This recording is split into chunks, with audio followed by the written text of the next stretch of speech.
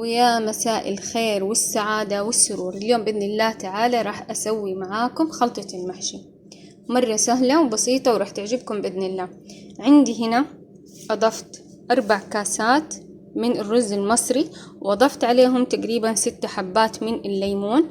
عندي هنا طماطم معصورة، وعندي صلصة، عندي هنا توم وفلفل أخضر حار، طبعا طحنتهم كلهم بالمكسر، حتى الطماطم عندي هنا معصورة، وعندي هنا النعناع الناشف.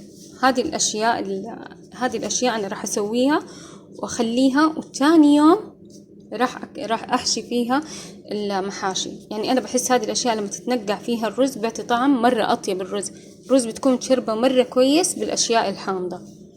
المهم، وعندي هنا بقدونس وكزبرة، وكمان عندي بصل أخضر. راح أضيف هذه المكونات كلها عليها زي ما انتم شايفين. بضيف كل المكونات، انا بحب الخضار تكون يعني كويسة. وراح اضيف كمان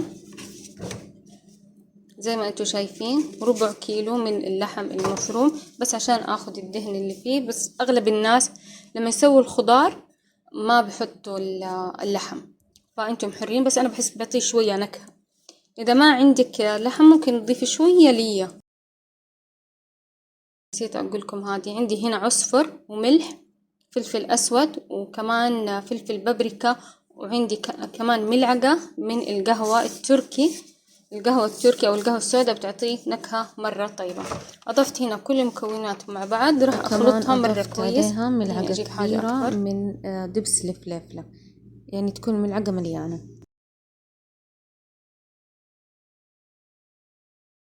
بضيف عليها كمية كويسة من زيت الزيتون. في ناس بتضيف بدال زيت الزيتون سمن. بسم الله، شايفين؟ فكل واحدة حسب رغبتها.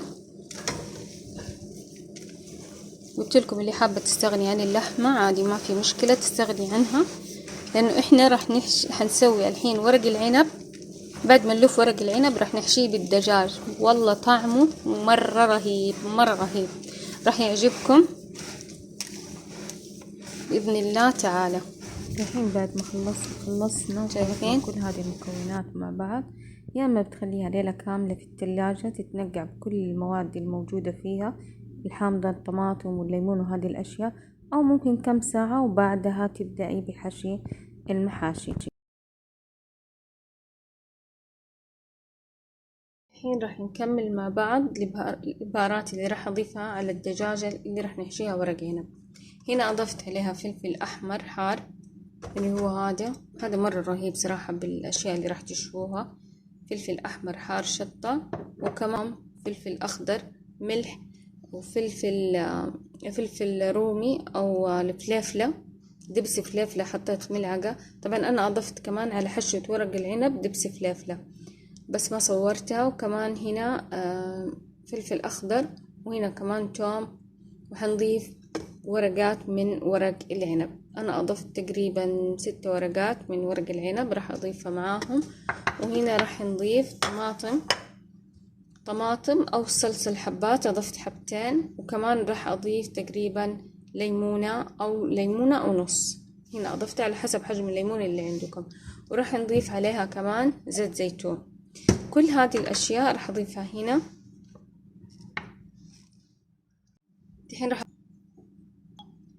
الحين بضيف هذه الأشياء كلها بالخلاط زي ما انتم شايفين. راح أضيف الثوم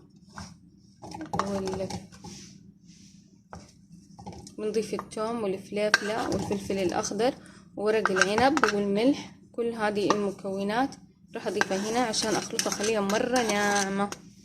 وبعدين راح أضيف زيت الزيتون. بسم الله، بنضيف زيت الزيتون كده. بسم الله، راح أخلط هذه المكونات. هنا قلت لكم اوريدي أنا ضايفة الفلفل الأحمر. في ناس تحب تضيف بهار مشكل، أنا بكتفي صراحة بهذه الأشياء وراح تعطيها طعم مرة طيب. ممكن تستبدلوا الثوم اللهم صل على سيدنا محمد بالبصل. ممكن نستبدل الفلفل الأحمر هذا إذا مو متوفر عادي بفلفل أسود، كل واحدة حسب المتوفر عندها. قلت لكم أنا علي الطريقة وأنتوا عليكم الإبداع، بس أنا بعطيكم فكرة. دحين راح أخلط كل هذه المكونات. بسم الله، هنا بعد ما طحنتها وخلصت صارت مرة ناعمة عندي، شوفوا مرة ناعمة، حتى ورق العنب كأنه بهار خشن. راح أضيف هذه المكونات كلها كاملة كده زي ما هي حلوة ظريفة، بسم الله الرحمن الرحيم، على الدجاجة. بعدين ببدأ أبهر الدجاج مرة كويس. راح أبهره أول حاجة كده من برا، شوفوا. بعد كده ببدأ أدخل البهار اللي أنا سويته داخل الدجاجة كده،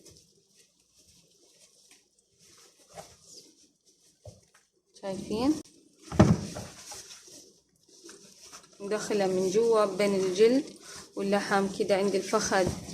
ممكن نفتح فتحة أو بالسكينة فتحة صغيرة شوفوا بالصدر من هنا، نفتح فتحة من هذه المنطقة، حتى ممكن بإيدك، شوف كيف زي كده. وبعد كده نحط فيها الحشوة أو نحط فيها عفوا التتبيلة زي ما انتم شايفين. وهنا كمان نفس الحاجة. طبعا ورق العنب نفس الحاجة، هوريكم كيف دحين راح نحشي ورق العنب. حاولوا كده تدخلوه جوا بيدكم عشان تطلع نكهة ورق العنب والتتبيلة كاملة على الدجاجة. طبعا بعد ما احشي ورق العنب راح احشيه هنا، وكمان راح نحشي كده بين الفخذ ومن هنا، وراح نحط حوالين الدجاجة بالكامل ورق عنب، يعني حواليها راح تشوفوا دحين. وبس صدقوني وانتوا جالسين تسووا هذه التتبيلة والله راح تستمتعوا بريحتها، بس جربوها وراح تدعولي، حرفيا حاجة مرة طيبة. للأسف أنا صورت لكم صورة وأنا قاعدة أحشي فيه بس راحت. المهم إنه بنحشي الدجاجة من جوا، وكمان بنحشيها من بين الأفخاذ زي ما أنتوا شايفين، وبنحط ورقة عنب من تحت كل جناح. بعدين حوالين الدجاج بالكامل بنحط ورق عنب. ممكن تحطوا تحت الدجاجة كمان شوية من ورق العنب. بس في قاس صينية أنا حطيت بصل وجزر وطماطم، يعني كأنكم بتسووا ورق عنب عادي. بعدين بديت أرص المحاشي وحطيت كمان الدجاج بهذا الشكل زي ما انتم شايفين. صراحة طريقة مرة سهلة بس انها بتاخد معايا وقت بالفرن بهذا الشكل، شايفين؟ طبعا طريقة ترتيب المحاشي كل واحدة حسب رغبتها، حسب ما هي حابة بالطول، زي ما انتم حابين ترتبوها بطريقة تانية زي ما انتم حابين، لكن كونوا حريصين انكم تحطوا بقاع القدر او الحاجة اللي انتم قاعدين تسووا فيها الصينية طماطم وبصل او بطاطس عادي زي ما انتم حابين.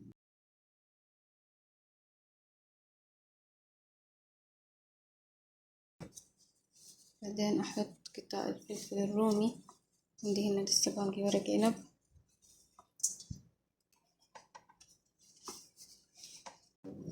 دحين بعد ما رصيته بهذا الشكل وصارت جاهزة معايا، واضفت عليها كوب من الموية، طبعا خلطت معاها صلصة، ممكن تخلطوا معاها ليمون وتوم زي ما انتم حابين، بس انا مستكفية بالاشياء اللي موجودة في الدجاج. ممكن اضيف بالوسط شوية ليمون.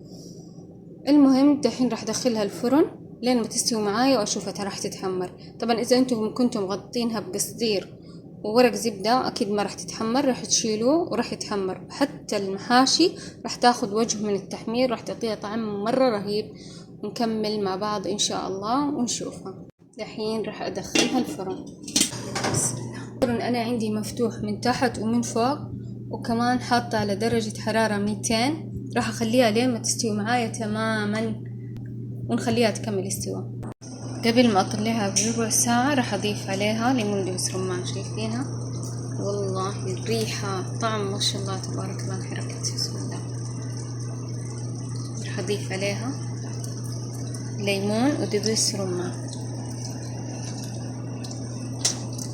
شايفين كيف التحميرة اللي صارت فوق في المحاشي؟ هسه بخليها دحين ربع ساعة بعدين برجع لها مرة تانية.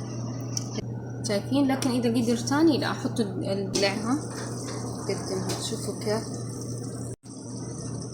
هنا خلصت معي، لازم اللقاء رهيبة ريحتها، والله ريحتها رهيبة من جد.